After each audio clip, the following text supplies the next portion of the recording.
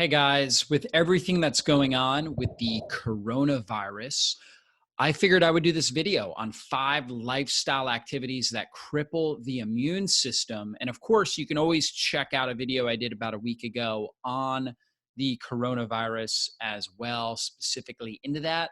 But this video, I'm going to really show you the things that most people are doing every day that actually hurt their immune system and make them more susceptible to developing a cold, a fever, a flu, or even the coronavirus.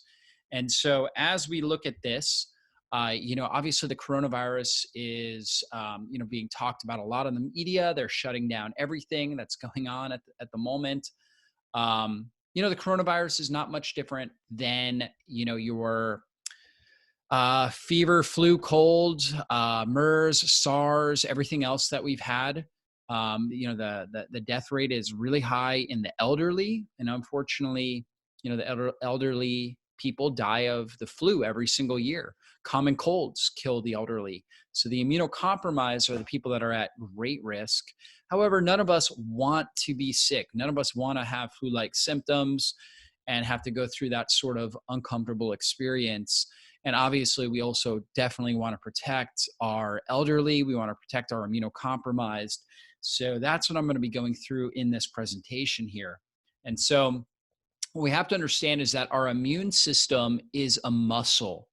That means it has to be challenged to get stronger. We actually need exposure to viruses, bacteria, different pathogens, or our immune system loses its resilience. It atrophies, it gets weaker. Just like our muscles need to be trained. They need consistent exercise. We can't exercise for 1 month and then take a month off and expect to have the same level of fitness. Well, it's the same thing with our immune system. We need exposure, and that's important. And obviously, right now with COVID-19, there is a big push to isolate ourselves so things don't spread. And I can understand that. And the understandability is that there are people that are immunocompromised that could end up getting the infection. But the reality is this thing is going to spread. We can't isolate it forever. It is going to spread. Most people are going to get infected with COVID-19, the coronavirus, just like most of us get infected with the flu or a fever or something like that every single year. Now, the way we experience it is different. And part of that is because of how resilient our immune system is. When your immune system is very resilient, it's a short-lived experience. And, sometimes the symptoms are mild to moderate. Sometimes they're a little bit more severe, and depending on where you were at, if you're a little bit more immunocompromised at the moment, if you're under more stress, things like that. But your body's going to get stronger and more resilient by going through it. So that's the key. Now, here's what you want to make sure you're avoiding. These are things you want to make sure you're not doing because they will cripple your immune system. You want to stay off the sugar and carbs. And this is what most people throughout our world are doing is they're eating a lot of sugar, a lot of carbs, breads, starches, sugars. These things really damage the immune system. Most people are not sleeping well. They're staying up late, watching movies or whatever it is. They're on their phones, electronics, and they're not getting good quality sleep. A lot of people actually sleep in front of the TV with the TV on. We want our room as dark as possible. I'm going to go through what we need to do to optimize our sleep. Most people are drinking tap water and not drinking well-filtered water, or they're drinking water out of plastic bottles. And there's tons of toxins in there that damage the immune system. Most people are staying indoors, especially during the cold and flu season, during the winter months. We need to be getting outside, getting fresh air, sunshine. And most people are not hydrating well, again, especially during the cooler months. And so we know that when we have a blood sugar of 120, which is considered pre-diabetic, 126 would be the diabetic range, fasting blood sugar of 120, that it actually reduces our what's called our phagocytic index, or the ability of a white blood cell to destroy a virus, bacteria, pathogen. It reduces it by 75%. So that means only 25% is effective. Now, if we were to test everybody's fasting blood sugar, there's only a percentage that would be at 120 where they're pre-diabetic or diabetic. However, if you were to eat a sandwich Okay, that sandwich with bread is going to increase your blood sugar way up over 120. It'll probably be, upwards of, 200, maybe drop down to 150, 130, and it'll be there for 2, sometimes 3 hours in that range. And so bread, sugars, starches, these types of things are going to drive up that blood sugar and put you in a state where you're immunocompromised for short periods of time. But if you're doing that consistently throughout the day, if you're eating every 3 to 4 hours and you're consuming carbs, you are creating a state of immunocompromise, right? You are actually putting your body into a state where you are much more likely to develop some sort of an infection. So you've got to get rid of the sugar and the starch. We need to make sure we're sleeping well. We know that when we sleep, that is when our brain detoxifies. So it's so important to drain the brain, right? And so getting the lymphatic system of the brain moving well, helping to balance the neurotransmitters, helping to clean out the trash. That's what happens when we sleep. We've got to maximize good sleep. Okay, we need to make sure we're hydrating our body well. So really drinking good quality water, hydrating well, so important. Just making sure that we're clearing out toxins, moving our lymphatic system. Water is so important for good health. It's a part of every single metabolic function in our body. And 75% of our society is chronically dehydrated. So chances are you are as well. But when we hydrate, we want to make sure we're hydrating with a really good water filtration system. I like things like hydrogen water, or a Berkey, or a reverse osmosis, where we're getting rid of fluoride, chlorine, glyphosate, the other different pesticides, hormones, heavy metals that may be in there, like lead and aluminum and pesticides and arsenic and stuff like that. So we want to get rid of that stuff. So again, reverse osmosis, Echo, the Synergy Science hydrogen water system pulls that stuff out. And Berkey can also be good for this as well. But we've got to make sure that we're drinking good, clean water. We want to make sure we're eating some of the top immune supportive foods, things like bone broth, lemons and limes, apple cider vinegar, garlic, onions, ginger, olive oil. Different types of mushrooms can be really helpful. And you can also get other herbs as well, things like turmeric, basil, oregano, thyme, let's see, rosemary, fennel. These things are all great to be consuming on a regular basis. Dandelion, radishes, artichoke. These are all great for the immune system, great for the digestive system, and really support our body. So one easy principle that you could do is drink warm lemon water on a daily basis. Drinking warm lemon water is really good for helping support your immune system, helping support your digestive system, your immune system. Just so good for that. So definitely be doing that.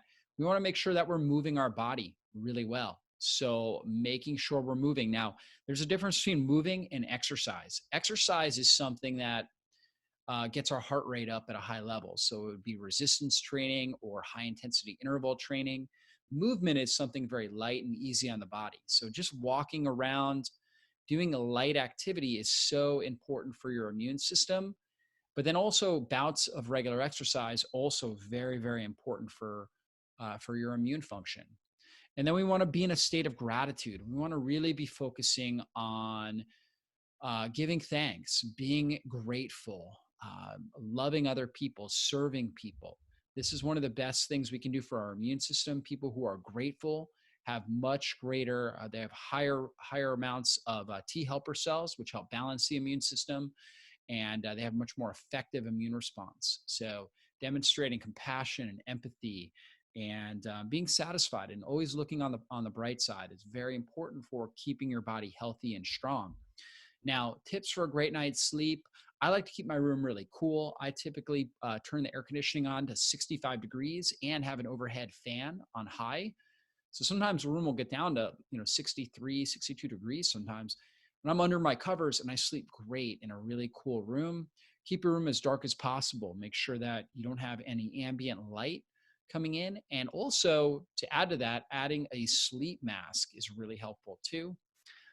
Do not consume caffeine within 8 hours of sleeping. Caffeine is going to increase your stress response, which is okay if you're doing it, maybe in the morning, but certainly not anytime before, after, let's say, 1 or 2 p.m. That way it doesn't interfere with your sleep.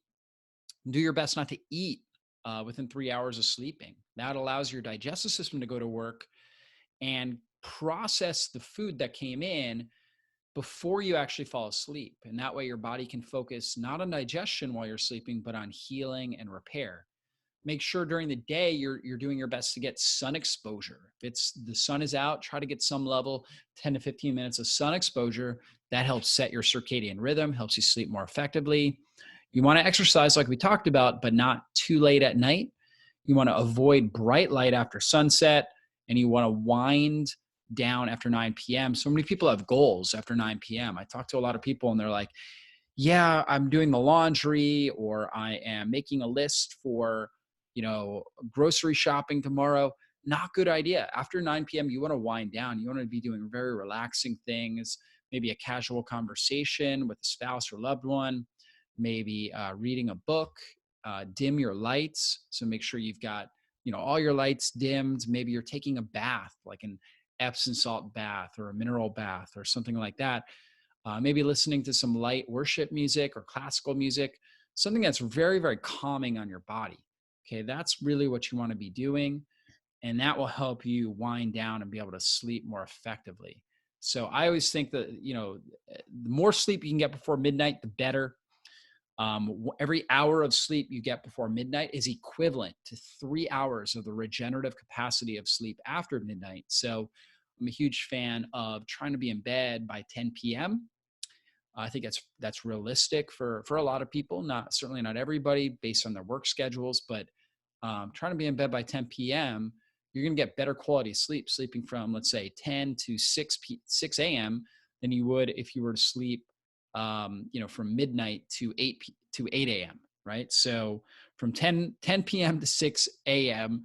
would be a better quality sleep than from midnight to 8 a.m. So trying to get to bed, before midnight is a very good idea. And then we want to do fasting. You guys know I'm a huge fan of intermittent fasting and then also doing some extended fasting. And the reason why is that fasting allows our body to use energy more efficiently. It helps promote metabolic flexibility and energy efficiency. And when we're not using energy for trying to digest, we're going to use energy for healing and repair. And part of that process is this process of autophagy. And autophagy is where our body breaks down old, damaged cellular organelles. We actually break in, we degrade them, and rebuild new, healthy organelles. And that is one way that our body naturally gets rid of viruses. We actually eat the cells, in a sense, that are viral infected, which is one reason why when you get the flu, many times, you feel nauseous or you're vomiting and you can't consume anything. For some people, they can't even consume water. They end up doing a dry fast. And so basically your body is doing deep work on autophagy when that happens. It says, okay, let's stop bringing anything in because we need to get rid of these viruses before they kill us. And so, it just ramps up the autophagy.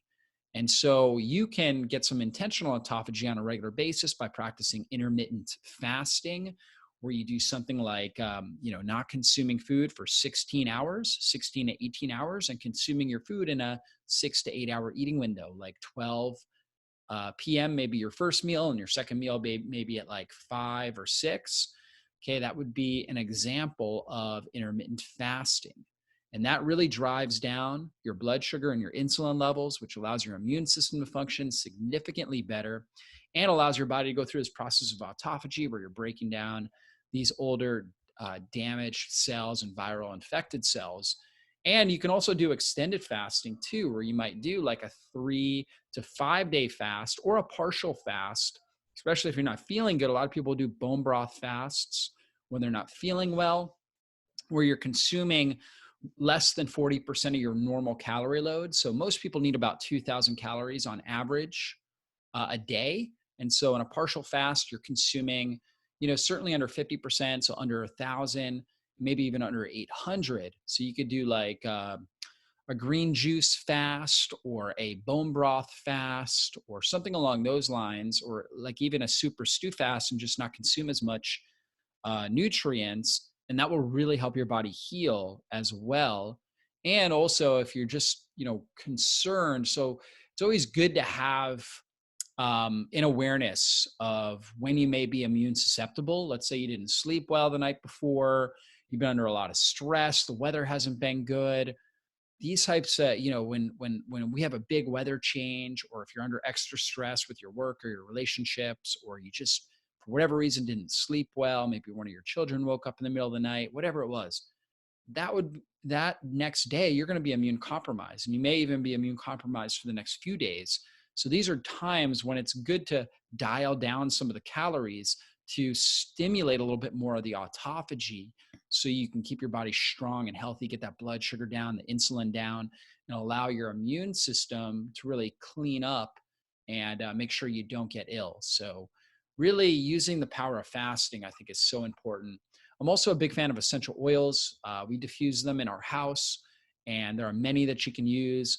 Some of the most common are citrus, which is great for the immune system, great for brain, peppermint, lavender, different ones like that are all really good, great immune support, and a lot of things that you can do with them. Obviously, diffuse them. You can apply them topically.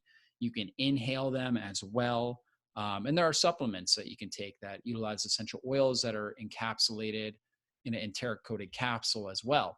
Another thing, especially if you're noticing that you're developing a lower respiratory infection like bronchitis or pneumonia, is to make this garlic salve recipe. And this is good, I mean, really for any sort of immune issue, but especially if you feel like it's getting into your chest. So you take the garlic, 8 cloves, a third a cup of coconut oil, 10 drops of lavender oil. So that's the recipe: 8 cloves of garlic, a third a cup of coconut oil, 10 drops of lavender oil. You rub it onto or you take all of that and then you blend it in a blender or food processor till it, basically makes a salve. So almost like a cream.